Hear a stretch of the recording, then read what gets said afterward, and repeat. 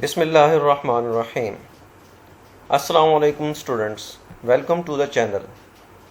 आज मैं chapter number 1 measurements में मौजूद न्यूमेरिकल असाइनमेंट्स के बहुत ही आसान सॉल्यूशन आपके लिए पेश कर रहा हूं। तो आइए शुरू करते हैं। Assignment number 1.1। Question is a pulley of radius 0.9 metre is used to lift a bucket from the well.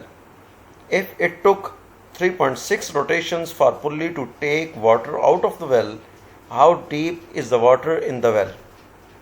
Students, question है कि एक पुल्ली का रेडियस वो 0.9 मीटर है और उसे एक बकेट के ज़रिए वेल में से पानी निकालने के लिए इस्तेमाल किया गया है। अगर पुल्ली पानी निकालने के लिए 3.6 रोटेशंस पूरी करती है तो फिर वेल के अंदर वाटर की डेप्थ कितनी होगी वो हमने फाइंड करनी है। स्टूडेंट्स, पहले हम डाटा लिख लेते हैं। पहले तो हमें रेडियस बताया गया पुल्ली का 0.9 मीटर और इसमें एंगल यानी कितना रोटेशंस हुई हैं 3.6 रोटेशंस, ये टोटल एंगल है जिसे रेडियन में कन्वर्ट करने के लिए 2 पाई से मल्टीप्लाई करना होगा। तो 2 पाई से मल्टीप्लाई करके टोटल हमारे पास एंगल 22.6 रेडियन बनता है। तो हमने डेप्थ फाइंड करनी है कि कितना डिस्टेंस था वाटर का वेल के अंदर, वो डिस्टेंस या डेप्थ हमने वेल की फाइंड करनी है। तो स्टूडेंट्स, तो एक रोटेशन में जो पुल्ली ने डिस्टेंस ट्रेवल करना है वो उसके सरकमफेरेंस के इक्वल है और 3.6 रोटेशंस में उसने जितना डिस्टेंस ट्रेवल करना है वो ही वेल के अंदर वाटर की डेप्थ होगी। तो इसलिए हम यूज़ करते हैं depth S is equal to R multiplied by theta. R जबकि रेडियस ऑफ द पुल्ली है और थीटा ये टोटल एंगल है। तो मल्टीप्लाई कर देंगे दोनों को। R is equal to 0.9 metre and theta की वैल्यू वो हमने रेडियन में कन्वर्ट कर लिया है 3.6 रोटेशन को 22.6 रेडियन। मल्टीप्लाई करें तो हमारे पास वैल्यू आती है 20.34 मीटर, जिसे हम राउंड ऑफ करके 20 मीटर लिख सकते हैं। ये वो डिस्टेंस है जो पुल्ली ने 3.6 रोटेशंस में कवर किया है और यही वेल के अंदर वाटर की डेप्थ भी है। Next question, question number 2। Question is a physicist calculated the wall width of half brick thickness. The brick laid in a flat position lengthwise called stretcher position as 13.6 plus minus 0.1 centimeter and 1 brick thickness. The brick is placed in flat position lengthwise orthogonal to the wall called header position as 23.6 plus minus 0.1 centimeter. Calculate the difference in the width of walls with uncertainty in it. Students, हमें बताया गया है कि एक wall उसमें BRICS को stretcher position में रखा गया यानी लेंथ वाइज लगाया गया और उस वक्त उसकी जो थिकनेस है वॉल की वो 13.6 प्लस माइनस 0.1 सेंटीमीटर है। जैसा कि आप ये पहली फिगर में देख सकते हैं, इसको हाफ ब्रिक वॉल भी कहते हैं और ये स्ट्रेचर पोजीशन में इन ब्रिक्स को लगाया गया। जबकि कहते हैं कि एक और वॉल उसकी थिकनेस भी बताई गई है 23.6 प्लस माइनस 0.1 सेंटीमीटर है। ये उस वक्त है जब ब्रिक्स को हमने lengthwise orthogonal to the wall रखा है, यानी जो लेंथ है इस वॉल की उसके परपेंडिकुलर ब्रिक्स को लेंथ वाइज रखा गया है। तो इस वक्त वॉल की जो थिकनेस होगी वो बताई गई है 23.6 प्लस माइनस 0.1 सेंटीमीटर। तो दोनों की जो थिकनेस है इस हेडर पोजीशन में और पहली जो स्ट्रेचर पोजीशन है, इन दोनों में वॉल की थिकनेस का डिफरेंस हमने फाइंड करना है कि कितना डिफरेंस है। तो हम सॉल्यूशन के लिए पहले डाटा लिख लेते हैं। डाटा में W1 13.6 प्लस माइनस 0.1 सेंटीमीटर, ये वॉल की विड्थ है इन द स्ट्रेचर पोजीशन, जबकि W2 is equal to 23.6 plus minus 0.1 centimetre, it is the thickness of the wall in the header width. हमने फाइंड क्या करना है, डिफरेंस फाइंड करना है दोनों की विड्थ में है, और वो आप जानते हैं कि दोनों को डिफरेंस के लिए हम सब्ट्रैक्ट करेंगे। तो solution difference in the width of the wall will be W is equal to W2 minus W1। Second width wall की क्योंकि ज़्यादा है, उसमें से हम स्मॉल वैल्यू जो है उसे सब्ट्रैक्ट करेंगे W2 minus W1 which comes out to be 10 centimetre. ये तो डिफरेंस आ गया हमारे पास दोनों वॉल की थिकनेस में। लेकिन अब इसमें अनसर्टेनिटी भी फाइंड करनी है, और हमने पढ़ा है कि जब भी क्वांटिटीज़ को ऐड या सब्ट्रैक्ट किया जाए तो उनकी एब्सोल्यूट अनसर्टेनिटीज़ वापस में ऐड हो जाती हैं। तो एब्सोल्यूट अनसर्टेनिटीज़ दोनों केसेस में, पहली वॉल की विड्थ के केस में एब्सोल्यूट अनसर्टेनिटी वो 0.1 सेंटीमीटर है, और दूसरे केस में भी वो 0.1 सेंटीमीटर है। तो ये दोनों अनसर्टेनिटीज़ वो आपस में ऐड होंगी।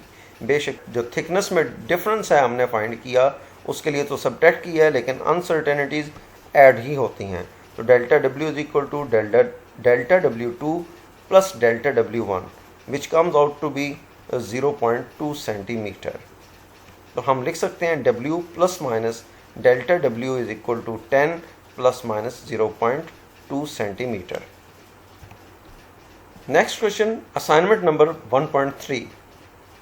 Question is the voltage V plus minus delta V is measured as 7.3 plus minus 0.1 volt, and the current is measured as 2.73 plus minus 0.05 ampere. Calculate the resistance R by using Ohm's law. R is equal to V by I. Students, हमें बताया गया है कि voltage की value वो 7.3 plus minus 0.1 volt है, जबकि आप करंट जो मेजर जो करते हैं तो करंट की वैल्यू 2.73 प्लस माइनस 0.05 एम्पियर है।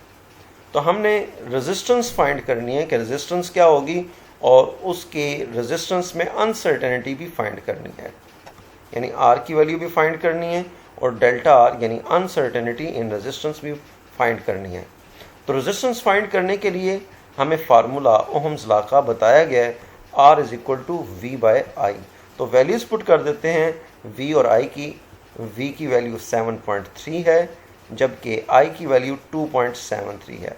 दोनों वैल्यूज को पुट करें तो हमारे पास रेजिस्टेंस की वैल्यू आ जाती है 2.67 ओहम, जिसे राउंड ऑफ करके 2.7 ओहम लिखा जाएगा। अब हम रेजिस्टेंस में अनसर्टेनिटी भी कैलकुलेट करना चाहते हैं। आप देख रहे हैं कि रेजिस्टेंस फाइंड करने के लिए वोल्टेज को करंट से डिवाइड किया गया है। तो जब भी दो क्वांटिटीज़ मल्टीप्लाई या डिवाइड हो रही हों तो उनका जो रिज़ल्ट होता है, रिज़ल्ट में अनसर्टेनिटी दोनों की परसेंटेज अनसर्टेनिटीज़ को ऐड करके हासिल की जाती है। For multiplication and division percentage uncertainties are added. ये रूल है मल्टीप्लिकेशन और डिवीजन के लिए। तो पहले हम वोल्टेज में भी परसेंटेज अनसर्टेनिटी फाइंड करते हैं और करंट में भी, और फिर उन दोनों को ऐड करेंगे ताकि रेजिस्टेंस में परसेंटेज अनसर्टेनिटी पता चल जाए। तो percentage uncertainty in V is equal to delta V by V multiplied by 100। तो डेल्टा V की वैल्यू 0.1 वोल्ट है, जो कि least count of the voltmeter के इक्वल होती है, और V जो मेजर्ड वैल्यू है 7.3। वैल्यूज पुट करें तो हमारे पास वैल्यू आ जाती है 1.36% विच इज़ अप्रॉक्सीमेटली 1%। अब हम परसेंटेज अनसर्टेनिटी करंट में भी कैलकुलेट कर लेते हैं। वही फार्मूला होगा, percentage uncertainty in current I is equal to delta I by I multiplied by 100। Delta I की वैल्यू 0.05 एम्पियर है, ये वैल्यू यहाँ पुट कर देते हैं, और करंट की वैल्यू 2.73। वैल्यूज पुट करने पर हमारे पास वैल्यू आ जाती है percentage uncertainty in current is equal to 1.83% which is approximately 2%। तो जो हमारे पास रूल है परसेंटेज अनसर्टेनिटी रिजल्ट में फाइंड करने के लिए, जब क्वांटिटीज़ मल्टीप्लाइड या डिवाइड हो रही हों, उसके मुताबिक हम लिखेंगे percentage uncertainty in R is equal to percentage uncertainty in voltage V plus percentage uncertainty in current I which is equal to 1 + 2% which is equal to 3%। तो हमारे पास रेजिस्टेंस में परसेंटेज अनसर्टेनिटी की वैल्यू 3% आई है, लेकिन इसे एब्सोल्यूट अनसर्टेनिटी में भी कन्वर्ट कर सकते हैं। उसके लिए delta R is equal to R which is the value of resistance multiplied by percentage uncertainty in resistance divided by 100। ये अगर हम कैलकुलेट करें तो वैल्यू आती है 0.08 ओहम। तो हम लिख सकते हैं delta R is equal to 0.08 ohm, या सारी रेजिस्टेंस की वैल्यू को, जैसे कि हमें वोल्टेज और करंट की वैल्यूज़ जिस तरह से लिख कर बताई गई हैं वैसे हम लिखेंगे R plus minus delta R is equal to 2.7 ohm plus minus 0.08 ohm. Next question solve करते हैं assignment number 1.4। Question is the radius of sphere R is measured with vernier calipers as 2.25 plus minus 0.01 centimeter. Calculate volume of the sphere. Question है कि एक sphere का radius वो vernier caliper से जब हमने कैलकुलेट किया तो उसकी वैल्यू बताई गई है और उसका हमने वॉल्यूम फाइंड करना है। डाटा में स्फीयर का रेडियस वो लिख देते हैं और जो हमने फाइंड करना है वो वॉल्यूम है स्फीयर का। और न सिर्फ हमने वॉल्यूम कैलकुलेट करना है बल्कि वॉल्यूम में अनसर्टेनिटी भी हमने कैलकुलेट करनी है। तो हमें पता है कि एक स्फीयर का जो वॉल्यूम होता है उसका फार्मूला होता है v is equal to 4/3 pi R cube. यहाँ r radius of the sphere है। तो रेडियस की वैल्यू हमें बताई गई है 2.25 सेंटीमीटर। पाई की वैल्यू भी पुट कर देते हैं तो हम वैल्यू सब्स्टिट्यूट करने पर इस इक्वेशन में हमारे पास वॉल्यूम की वैल्यू आती है 47.689 सेंटीमीटर क्यूब, जिसे राउंड ऑफ करके हम 47.7 सेंटीमीटर क्यूब लिखेंगे। अब वॉल्यूम में अनसर्टेनिटी फाइंड करने के लिए रेडियस में परसेंटेज अनसर्टेनिटी कैलकुलेट करते हैं। क्योंकि वॉल्यूम के फार्मूला में आर रेडियस इन्वॉल्व है तो पहले रेडियस में परसेंटेज अनसर्टेनिटी कैलकुलेट करेंगे। Percentage uncertainty in R is equal to delta R by R multiplied by 100। Values put करें तो हमारे पास परसेंटेज अनसर्टेनिटी रेजिस्टेंस में आती है 0.4%। अब फार्मूला में देखा जाए तो रेडियस का क्यूब है, यानी रेडियस की पावर इन्वॉल्व है, और जब भी कोई पावर इन्वॉल्व हो तो उस वक्त रिजल्ट में अनसर्टेनिटी फाइंड करने का रूल ये है कि आप पावर को परसेंटेज अनसर्टेनिटी से मल्टीप्लाई करते हैं। That is for power factor multiply the power with percentage uncertainty.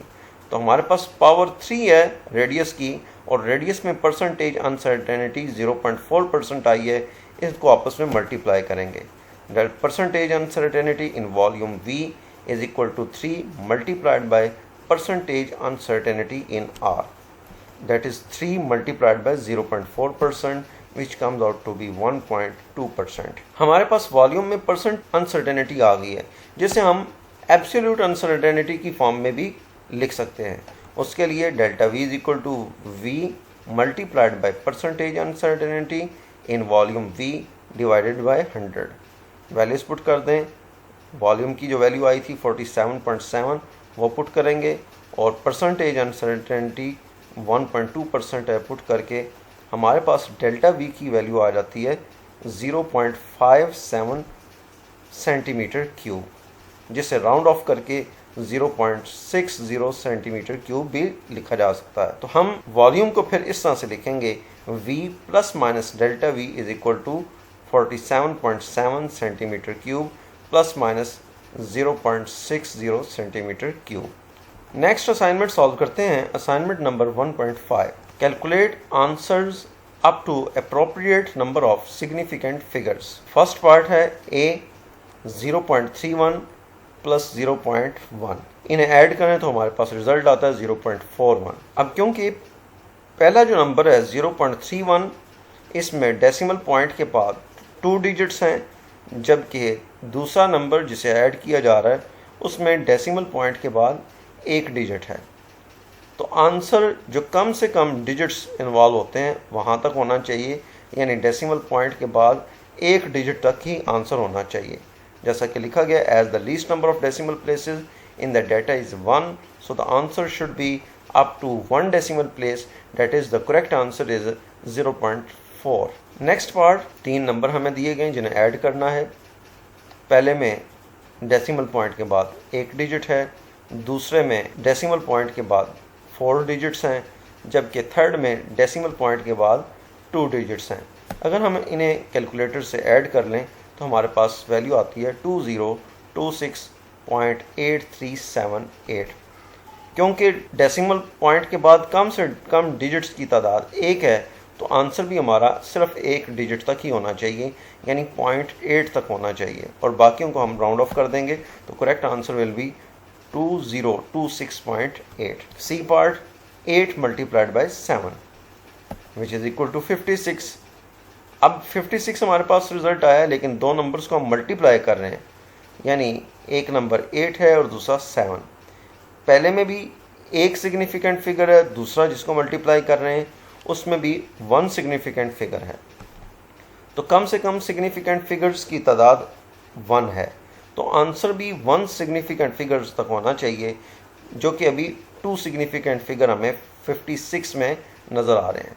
तो आंसर अगर 2 को हम 1 सिग्निफिकेंट फिगर तक लिखना चाहें तो उसे 60 लिखा जाएगा, इक्वल टू 60, क्योंकि इसमें ये 0 सिग्निफिकेंट नहीं है। नेक्स्ट पार्ट डी, इसमें भी 3 नंबर्स को मल्टीप्लाई किया गया है। मल्टीप्लाई करके रिजल्ट हमारे पास आता है 139.519192।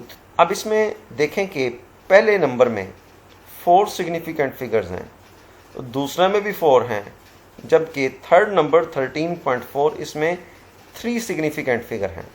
तो कम से कम सिग्निफिकेंट फिगर्स की तादाद 3 है, तो रिज़ल्ट भी 3 सिग्निफिकेंट फिगर्स तक ही होना चाहिए, और वो रिज़ल्ट हमारा बनता है 139, जिसे 140 लिखा जाएगा राउंड ऑफ करके। Next part E, 5.5 divided by 1.1।